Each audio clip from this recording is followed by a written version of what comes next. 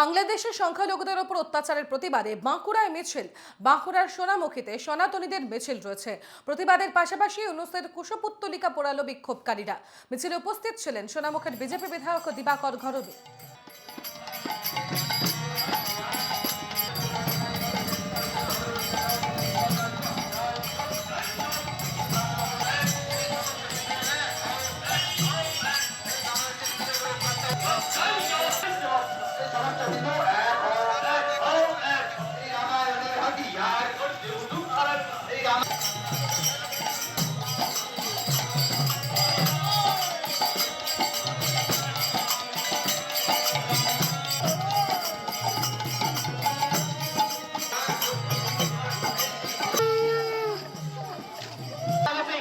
আমাদের সঙ্গে টেলিফোন লাইনে রয়েছেন প্রতিনিধি মানস রায়। মানস, বাঁকুড়াতেও সেখানেও প্রতিবাদ চললো, কুশপুত্তলিকা পোড়ানো হলেও ইউনূসের মূলত যে কি ছবি ছিল, কি দাবি, তাদের কি বললেন তারা?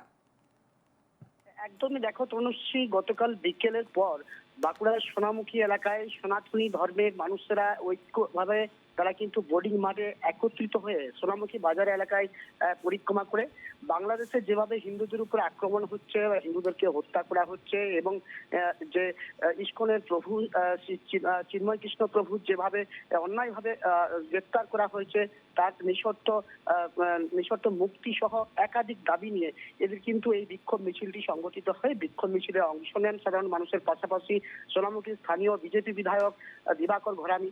তিনি দাবি করেন যে শুধুমাত্র যে বাংলাদেশে হিন্দুদের নয়, যে সমস্ত সংখ্যালঘু মানুষেরা সম্প্রদায়রা আছে তাদের উপরে কিন্তু বাংলাদেশের যে মৌলবাদী বা বিভিন্ন সম্প্রদায় তারা কিন্তু আক্রমণ শানাচ্ছে। যেভাবে বাংলাদেশের প্রধান এখন ইউনূস যেভাবে যে শক্তি প্রয়োগ করছে, যে শক্তি প্রয়োগ করে হিন্দুদের উপর আক্রমণ করছে বা সংখ্যালঘুদের উপর আক্রমণ করছে বাংলাদেশে, সেই কাজকে তারা তীব্র ধিক্কার জানিয়েছেন এবং এর পাশাপাশি ইউনূসের পদত্যাগও দাবি করেছেন।